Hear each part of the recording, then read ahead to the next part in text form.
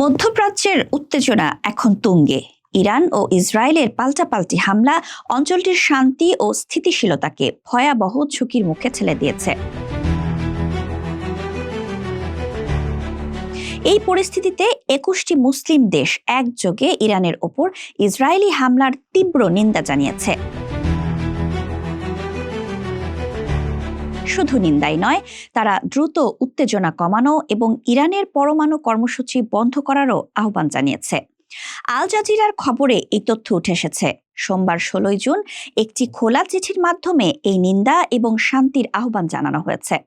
এই চিঠিতে স্বাক্ষরকারী দেশগুলো হলো মিশর, Algeria, Bahrain, Brunei, Chad, Comoros, Djibouti, Gambia, Iraq, Jordan, Kuwait, Libya, Mauritania, Oman, Pakistan, Qatar, Saudi Arab, Sudan, Somalia, তুরস্ক এবং সংযুক্ত আরব আমিরাত।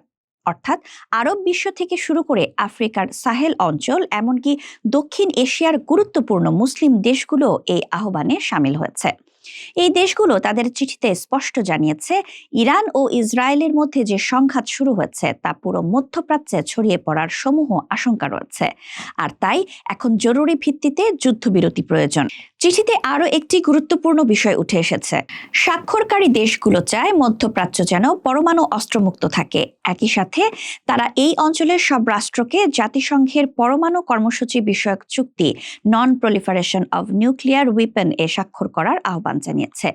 এর মাধ্যমে বোঝা যায় মুসলিম বিশ্বের বড় অংশ এই অঞ্চলে পারমাণবিক অস্ত্রের বিস্তার নিয়ে গভীরভাবে উদ্বিগ্ন।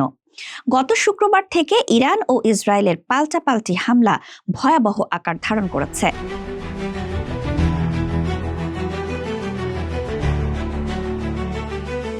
ইসরায়েল ইরানে একের পর এক বিমান হামলা চালাচ্ছে, যার জবাবে ইরানও ক্ষেপণাস্ত্র ও ড্রোন হামলা চালাচ্ছে। এই সংঘাতে উভয় দেশের ৩ শতাধিক মানুষ নিহত হয়েছেন, যা পরিস্থিতিকে আরও জটিল করে তুলেছে। এই সংঘাত শুরুর পর এই প্রথম এতগুলো মুসলিম দেশ একসঙ্গে যুদ্ধবিরতির আহ্বান জানিয়ে বিবৃতি দিল। এই সম্মিলিত পদক্ষেপ আন্তর্জাতিক মহলে বেশ তাৎপর্যপূর্ণ হিসেবে বিবেচিত হচ্ছে।